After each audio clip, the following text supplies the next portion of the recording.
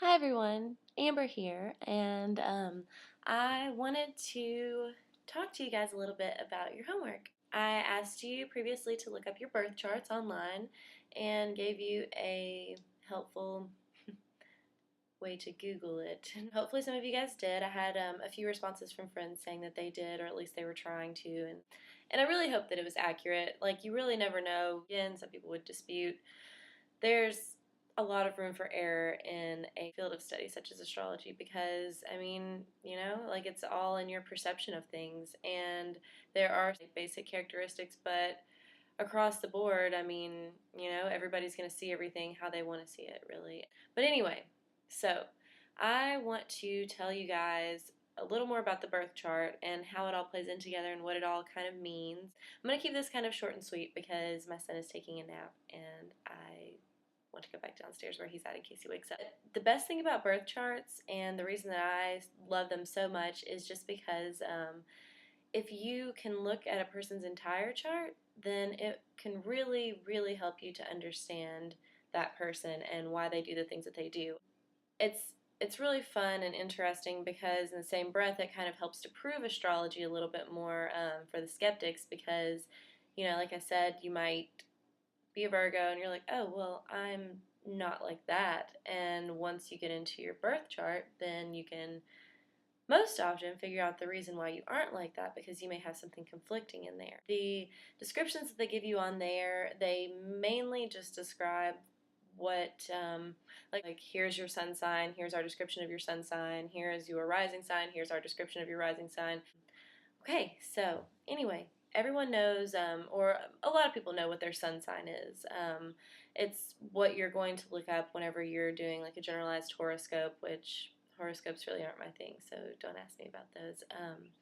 But yeah, so like for instance, I'm a Gemini, and depending upon the month and the day of that month that you were born is going to determine whether you might also be a Gemini or maybe you're an Aries, Taurus, Cancer, Leo, who knows. So the sun sign is going to denote your basic personality characteristics, and what I mean by that are just the things that are underlying in your personality that you are most tended toward and the things that are probably going to be the most prominent. It depends on the rest of your chart as far as how it all plays out. You also have your rising sign, which is, in my opinion, it's the mask that you put on for the world.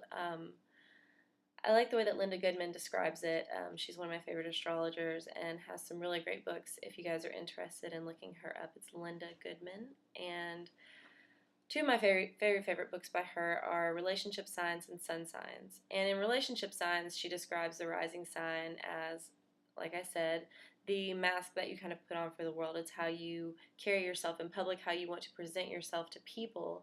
And my own personal view of that is, as I described to my friend Jordan the other night, you are your sun sign.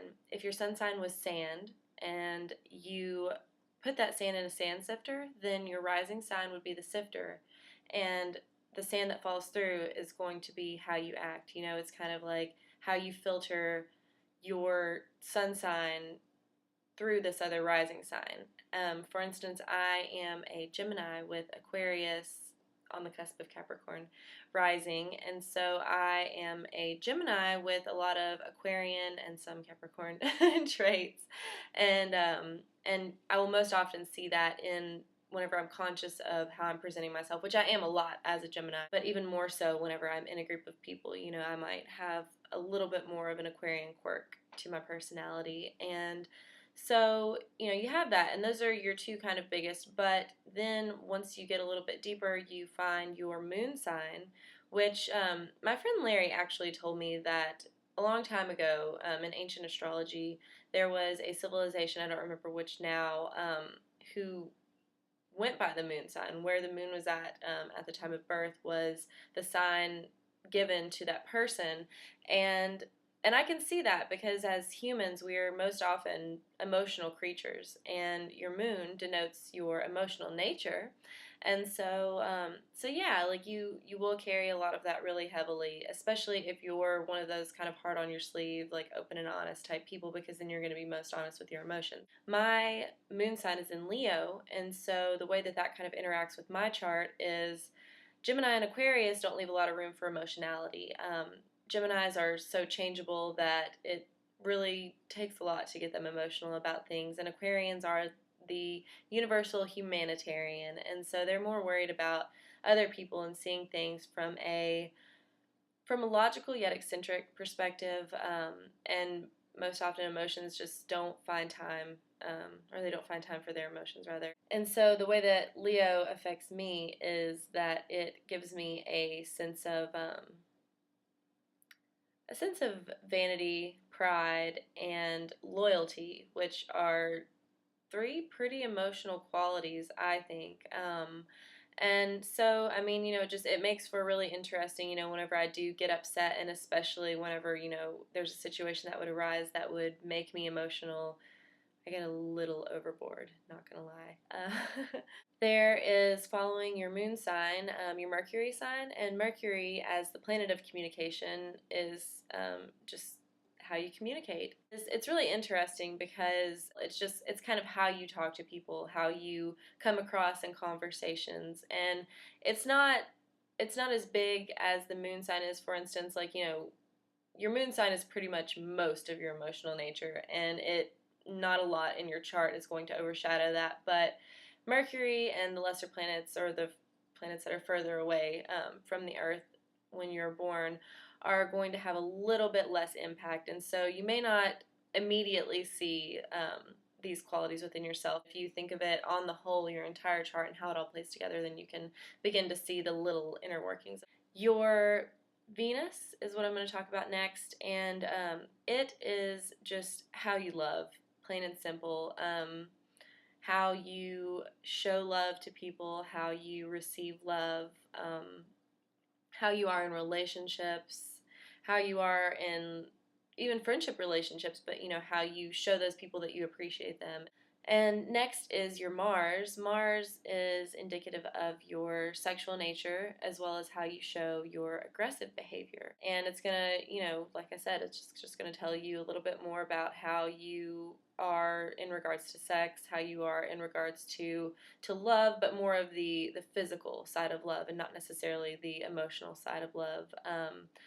And also, like, in your aggression, like if you were to get into a fight, how you would probably react. And now that's going to coincide with your moon. And I mean, these all play in together, like I said, so you really can't look at anything standalone, which, to go back to what I was saying before about the online chart giving you very standalone descriptions of Mercury in this sign or Mars in this sign, I can't really get into that, because I mean, there's so many qualities that go along with every sign that it's really hard to say that, well, if your moon is in Aries, then you're going to be like this, because it plays into the rest of your chart, and then there might be certain things due to the rest of your chart that, like, one side of Aries may not even show up in your personality. And you'll notice too that with the planets, the way that they affect your chart is just kind of the qualities that are already assigned to that planet. Whenever you think of Mars, you think of fire, and you think of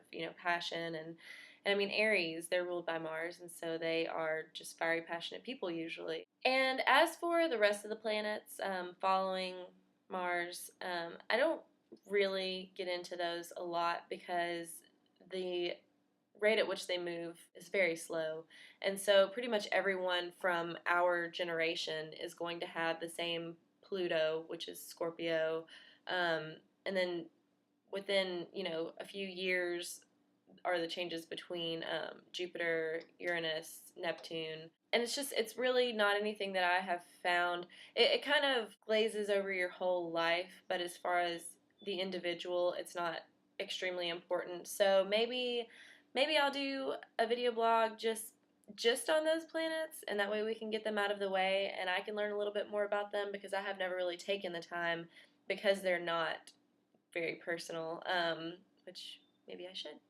Okay, so that's kind of all that I have for today. And if any of you have any questions, or would like me to give you a more personal reading on your chart, feel free to email me or leave a comment below with your sun sign, rising sign, moon sign, Mercury, Venus, and Mars. And I will do my best to give you my perspective and my perception on what that potentially means. Thanks, guys.